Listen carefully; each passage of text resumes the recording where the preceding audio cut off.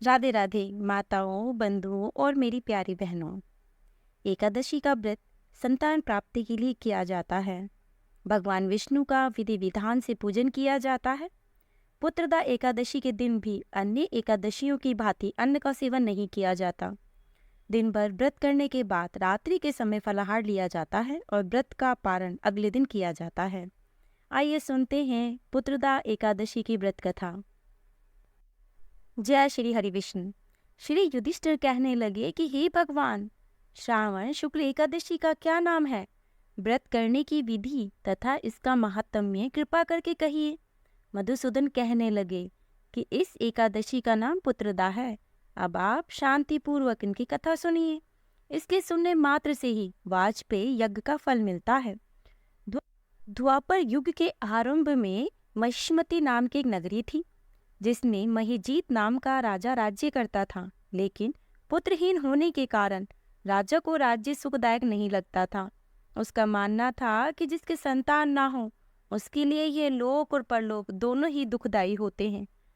पुत्र सुख की प्राप्ति के लिए राजा ने अनेक उपाय किए, परंतु राजा को पुत्र की प्राप्ति नहीं हुई। वृद्धावस्था आती देख राजा ने प्रजा के प्रतिनिधियों को बुलाया और कहा कि हे प्रजाजनों, मेरे खजाने में अन्याय से उपार्जन किया हुआ धन नहीं है। न मैंने कभी देवताओं और तथा ब्राह्मणों का धन छीना है। किसी दूसरे की धरोहर भी मैंने नहीं ली। प्रजा को पुत्र के समान पालता रहा। मैं अपराधियों को पुत्र तथा बांधवों की तरह दंड देता रहा। कभी किसी से घृणा नहीं की, सबको समान माना। सज्जनों की सदा पूजा करता हूँ। इस प्रकार धर्मयुक्त राज्य करते हुए भी मुझे पुत्र नहीं है, सो मैं अत्यंत दुख पा रहा हूँ। इसका क्या कारण है? राजा महीक्षित की इस बात को विचारने के लिए मंत्री तथा प्रजा के प्रतिनिधि वन को गए। वहां बड़े बड़े ऋषि मुनियों ने दर्शन दिए। राजा की उत्तम कामना की पूर्ति के लिए किसी श्रेष्ठ तपस्वी मुनि को देखते फिरते रहे।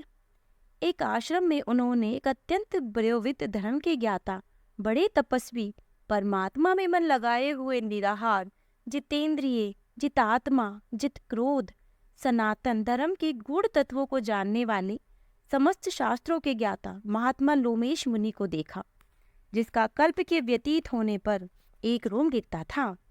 सबने जाकर ऋषि को प्रणाम किया। उन लोगों को देखकर मुनि ने पूछा कि आप लोग किस कारण से आए हो? निसंदेह मैं आप लोगों का हित करूंगा। मेरा जन्म केवल दूसरों के उपकार के लिए हुआ है, इसमें संदेह मत करो। लोमेश ऋषि के ऐसे वचन को सुनकर सब लोग बोले कि हे महर्षि, आप हमारी बात जानने में ब्रह्मा से भी अधिक समर्थ हैं, अतः आप हमारे संदेह को दूर कीजिए। महिष्मतिपुरी का धर्मात्मा राजा महीक्षित प्रजा का पुत्र के समान पालन करता है, फिर भी वह पुत्रहीन होने के कारण दुखी है। उन लोगों ने आगे कहा कि हम लोग उनकी प्रजा हैं, अतः उनके दुख से हम भी दुखी हैं।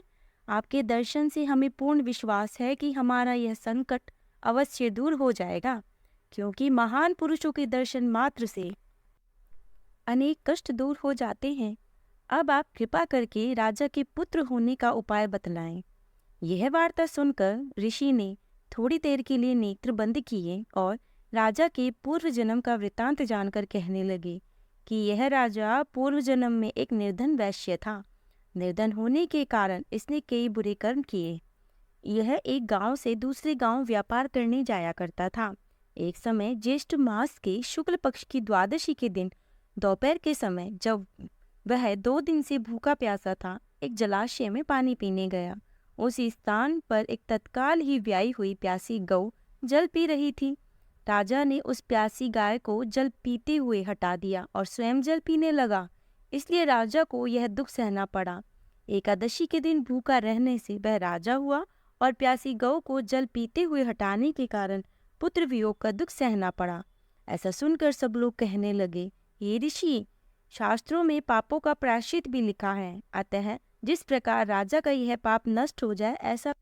लोमेश मुनि कहने लगे कि श्रावण शुक्ल पक्ष की एकादशी को, जिसे पुत्र एकादशी भी कहते हैं, तुम सब लोग व्रत करो और रात्रि को जागरण करो, तो इससे राजा का यह पूर्व जन्म का पाप अवश्य नष्ट हो जाएगा।